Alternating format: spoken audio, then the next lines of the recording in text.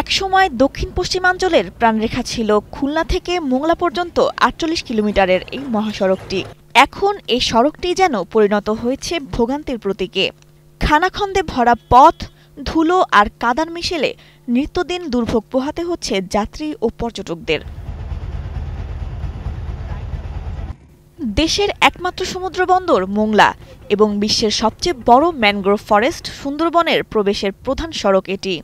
ভাঙাচোরা হওয়ায় যাত্রীদের গন্তব্যে পৌঁছতে লেগে যাচ্ছে ঘন্টার পর ঘন্টা। এতে কমে গেছে পর্যটকদের আগমন, থমকে যাচ্ছে ব্যবসা বাণিজ্য।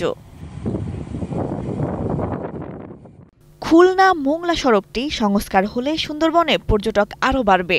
তাদের দাবি দ্রুত এই রাস্তার সংস্কার কাজ সম্পূর্ণ করা হোক। আমাকে খুলনা মোংলা রোডটা যদি মনে করেন ভালো হয়, তাহলে যাত্রী আসতে পারে, সুন্দরবন টুরিস্টের লোকজন আসতে পারে, গাড়ি ঘোড়া চলতে পারে, তাহলে আমাকে টলারালাগুলো গিয়েও ভালো হয়, একটু লোকটুক পার করতে পারি আমরা। সারা বাংলাদেশ থেকে আমাদের এখানে যে সকল ভাই বিহার ট্যুরিজম ব্যবসার লোকজন আসে, আমরা সুন্দর পরিবেশ তাদেরকে সুন্দরবন ঘুরতে নিয়ে যাই, কিন্তু আমাদের এখান থেকে কাটাখালী থেকে মোংলা পর্যন্ত রাস্তার অবস্থা এত পরিমাণ খারাপ যে মানুষ কষ্ট পায় এবং একবার আসার পরে নেক্সট টাইম আসতে চায় না, কারণ রাস্তা খারাপের কারণে মানুষের অনেক সমস্যা হয়। আমরা চাচ্ছি যে এই রাস্তাটা, আমরা সুন্দরবনের মাঝি, এই রাস্তাটা যদি ভালো হয় আমাদের পর্যটকরাও আসবে। রাস্তার অবস্থা খারাপ বিধে পর্যটক আমাদের কম। সেভ দ্য সুন্দরবন ফাউন্ডেশনের চেয়ারম্যান বলেন, খুলনা মোংলা মহাসড়কটি বর্তমানে চলাচলের অনুপযোগী হয়ে পড়েছে। পর্যটকদের সংখ্যা বৃদ্ধিতে দ্রুত সড়কটি সংস্কারের দাবি জানান তিনি। এক্সট্রিম মশার কয়েল প্ল্যান্ট ফাইবার দিয়ে তৈরি, তাই সহজে ভাঙে না, সুগন্ধিযুক্ত ও নিরবিচ্ছিন্নভাবে চলে। ডেঙ্গু, চিকুনগুনিয়া বাহি সহ যে কোনো মশার বিরুদ্ধে দেয় এক্সট্রিম সুরক্ষা। বর্তমানে খুলনা মোংলা মহাসড়কের অবস্থা অত্যন্ত নাজুক এবং চলাচলের অনুপযোগী হয়ে পড়েছে। সুন্দরবনের পর্যটক এই পথে যাতায়াত করছে এবং তাদের ভোগান্তির শিকার হতে হচ্ছে। আমাদের দাবি, দ্রুত এই সড়কটাকে মেরামত করতে হবে এবং যাতে সহজে মানুষ যাতায়াত করতে পারে সেই ব্যবস্থা করতে হবে।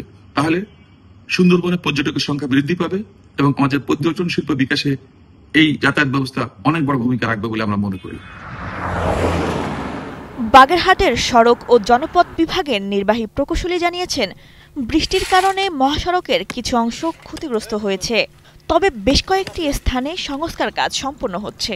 ভারী বর্ষণ এবং দীর্ঘমেয়াদী বর্ষার কারণে কিছু কিছু জায়গায় গর্ত বা পটহোলসের সৃষ্টি হয়েছিল। তা এটা আমাদের একটা রেগুলার বেসিসে মেনটেন্যান্সের কাজ আমরা করেছি। যখন বৃষ্টি অনবরত ছিল তখন আমরা ইটের সোলিং বা খোয়া ব্যবহার করে আমরা গর্তগুলো ভরাট করেছি, এবং যখন আবহাওয়াটা ড্রাই বা শুষ্ক পেয়েছি তখন আমরা বিটুমিনাস এবং পাথর দিয়ে যে পটহোলস রিপেয়ার করেছি আর কি। বন্দরনগর মোংলার এই সড়কটি সুন্দরবনের একমাত্র প্রবেশদ্বার। এই পথ ঠিক না হলে থেমে যাবে উপকূলের পর্যটনের চাকা। তাই এই বাস্তবতা বদলাতে এখনই প্রয়োজন কার্যকর পদক্ষেপ ও দ্রুত সংস্কার। মাসুম বিল্লার পাঠানো তথ্যচিত্রে ডেস্ক রিপোর্ট, কালের কণ্ঠ।